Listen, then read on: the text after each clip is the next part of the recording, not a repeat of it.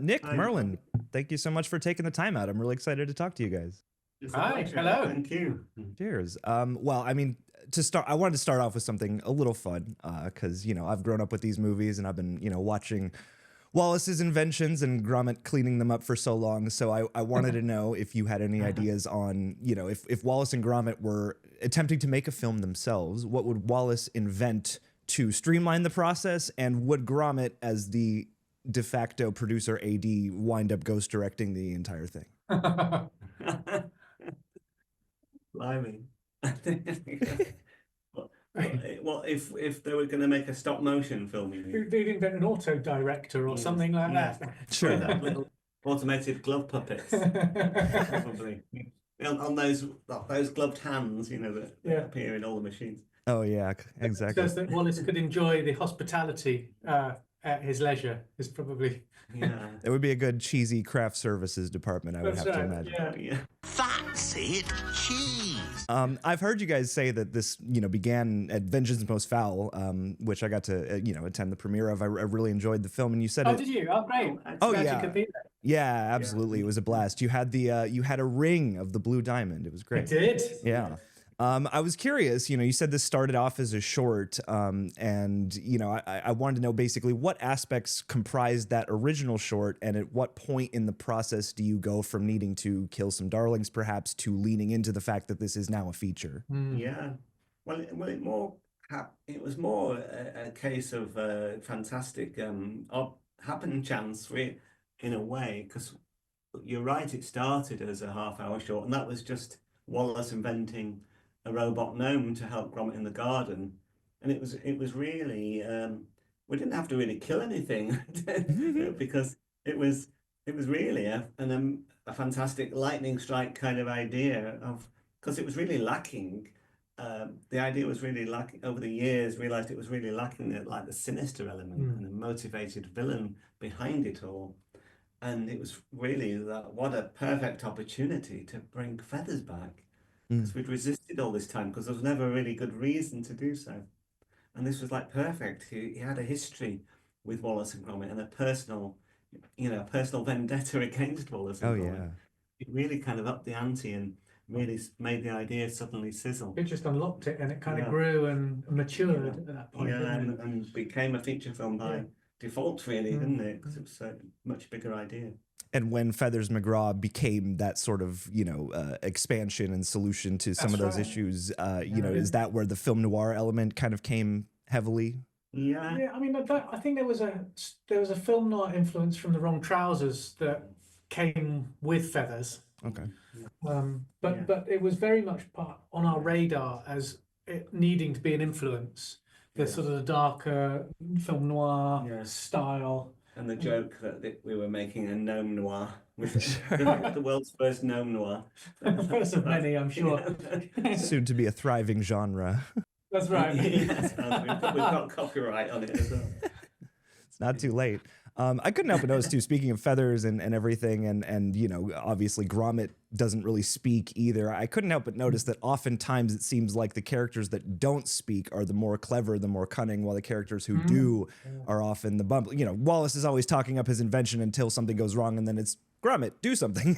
Is that a conscious element that you make effort to bring into something like this? You know, like a Shaun the Sheep is dialogue free for the most part by design, but is that something that you wanted specifically here for, you know, that tradition of animation to be represented? Yeah, it is. And I guess it comes from Wrong Trousers, where there's only one speaking character. So, and you do have to be quite careful, though, when you do have speaking characters, not to use them for easy exposition.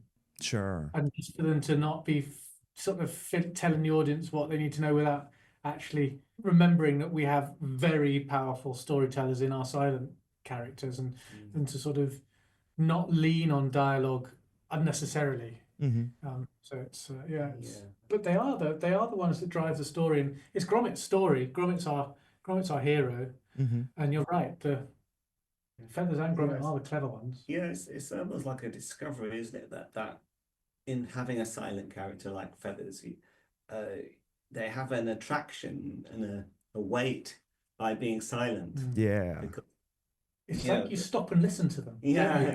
Weird. They have that screen presence They command your that attention. the Yeah. great villains have, you know, Yeah. where they don't do anything, they just observe and calculate, and Mm-hmm. you know, it's quite it's the art of subtlety, the power of subtlety, isn't it? And nuance. Well, and is there It's more captivating. Oh, absolutely. And is there a key, you know, because you're filming these a frame at a time, how do you go about really capturing the subtlety of those motions while also getting, you know, the communication out of them that you need? Yeah. We use a technique that's, I think, probably fairly common in the animation industry, but we use it a lot, which is, as directors, when we're talking to our animators, who are essentially our actors, we video ourselves. We rehearse in front of a video camera. Oh, cool. We don't use that for the animators to copy it, because kind of it eliminates the reason for animating in the first place. But as performers, what that means is that there's elements of timing, of the way when a shoulder drops, a look, all of the sort of the specific gold that makes a shot meaningful. That's what we find in us performing it, and it's a great communication tool with the animators, who can then, and then we don't just go for the shot straight off. We will test the shot in a sort of lo-fi, more, we call it a block, so in a blocky fashion, so it's not super refined, but in a way that gives us enough information so that we can then give notes to our animators, who will then go on and do the shot. Oh, wow. So there's like a bit of previous, It's an iteration, essentially. yeah. It's a chance to just massage it in the right direction. Yeah, you kind of discover when you're acting through, you discover things, don't you, that are important. It's like a rehearsal period, isn't it? Yeah, Almost. often you don't realize what the problems are until you've tried acting through it, and then you discover, oh, maybe we need to simplify this down even more. Yeah.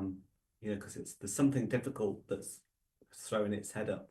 You know, then you need to sort of keep doing it till you've got it right. Yeah, So the animator absolutely. can see it. Goodness, there's so many more questions I would love to ask you guys. My time is up for right now, but thank you so much for everything over the years. I mean, I've been a fan of Aardman since I was a child. To wrap this up, favorite cheeses? A very strong cheddar for me. Excellent, classic. Camembert. No, I don't know why I said that. You've made Wensleydale fans out of everyone in my Wensleydale. house, so Not even Wensleydale. Wednesday. I've sought it out because of Wallace and Gromit and have tried it myself. So you've kept Wensleydale alive and well. Thank you guys so much for chatting. This has been a real joy for me. Appreciate you guys. Thank you so much. Okay, thank you so much. Thank you. Cheers.